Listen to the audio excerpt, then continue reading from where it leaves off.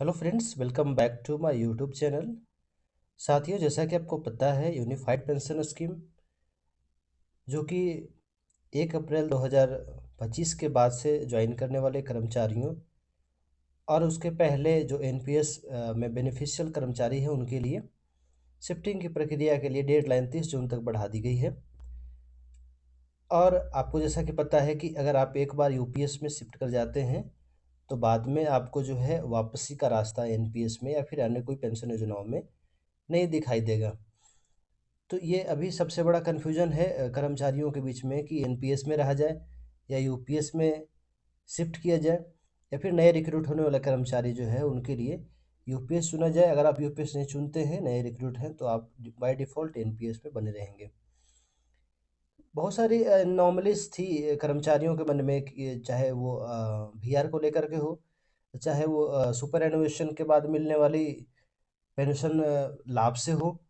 तो इन सारे कन्फ्यूजन्स को लेकर के कर्मचारी आप देखेंगे कि हाल ही के महीनों में लगभग 10,000 के आसपास ही कर्मचारी यूपीएस को अडैप्ट कर पाए हैं। तो इससे साफ पता चलता है कि यूपीएस जो योजना है सरकार की, वो बहुत सक्सेसफुल साबित नहीं हो रही है। बहुत सारे कर्मचारी इससे नाराज़ हैं, तो इसके बाबत एनपीएस ट्रस्ट ने यूपीएस कैलकुलेशन जारी किया है, ताकि आप यूपीएस और एनपीएस में जितने जो भी डिफरेंस है उसको जान सकें कि आपकी यूपीएस में कितनी जो है पे आउट्स मिलने की संभावना है भविष्य में, यूपीएस में कितनी जो है वन टाइम पेमेंट मिलने की संभावना है, और एनपीएस में कितनी जो है एन्युटी मिलने की संभावना है। तो इस कैलकुलेटर में हम लोग वन बाय वन करके सारे कन्फ्यूजन्स को दूर करेंगे। तो चलते हैं सीधे कैलकुलेटर पे, उसके बाद बात करते हैं। यहाँ पे डेट ऑफ बर्थ है, नए रिक्रूट होने वाले कर्मचारी के अनुसार हम लोग लेकर के चलेंगे। अगर मान लिया जाए कि कोई ऐसा कर्मचारी है जिसकी डेट ऑफ बर्थ 2000 है, तो उसकी वर्तमान उम्र 25 साल होगी, और अभी उसने ज्वाइन किया है 2025 के अंदर ही ज्वाइन किया है, जून में मान के चलते हैं। तो उसकी क्वालिफाइंग सर्विस होगी वो 35 साल की होगी, और रिटायरमेंट एज 60 साल है, 60 साल लेके चलते हैं। Monthly basic payment level one कर्मचारियों की 18,000 होती है, तो 18,000 लेके चलते हैं, या इसको आप अपने लेवल के अनुसार आप बढ़ा सकते हैं, और फिर बाद में आपको जो है उसके अनुसार वैल्यू देखने को मिलेगा। तो हम 18,000 लेके चलते हैं, लेवल वन में बहाल होने वाले कर्मचारियों के बाबत लेके चलते हैं। और चूँकि नए कर्मचारी बहाल हो रहे हैं तो उनको एनपीएस ट्रस्ट में पैसा अभी जमा नहीं हुआ है, तो उसको हम लोग 0 लेके चलते हैं।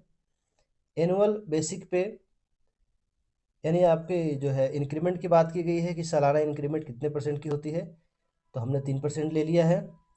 एनुअल डीए ग्रोथ है, तो डीए को हम लोग जो है डीए को 3 और 2% यानी 5% लेके चलते हैं, 5% लेके चलेंगे, 5% हम लोग इसको लेके चलेंगे, 5%। उसके बाद जो है my expectation of return on investment, return की जो है क्या एक्सपेक्टेशन है, क्या संभावना है, तो उसको यहाँ पे 10 दिया गया है, तो उसको हम लोग मिनिमम लेके चलेंगे 8%, 9% लेके चलेंगे, 8% लेके चलते हैं। उसके बाद आगे है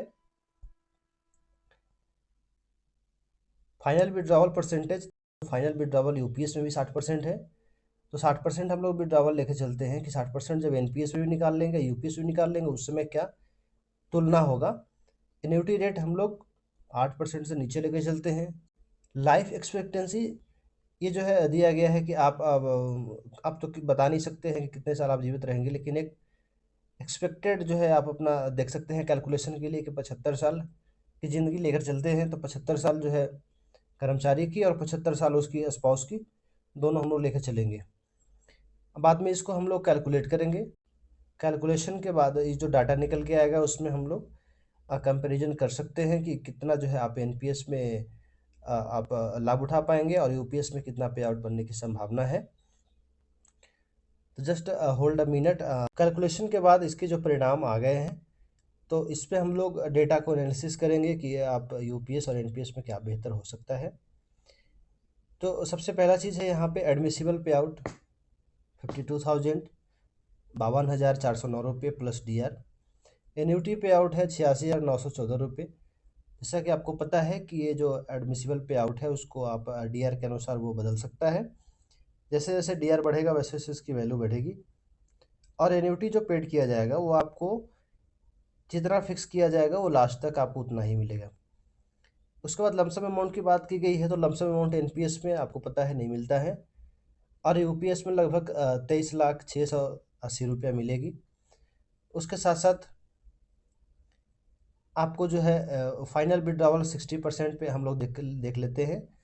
60% पे विड्रॉवल करेंगे तो आपको एनपीएस में मिलेगा 2,23,49,423 और यूपीएस में मिलेगा 1,01,86,24,519 एक चीज़ और है, ये ध्यान में लेकर चलेंगे कि आपने जो 75 साल की जो एक्सपेक्टेंसी ली है, तो उस 75 साल में यहाँ पे 1,52,11,11,477 और 1,56,44,596 ये यहाँ पे फ़ायदा होने वाला है।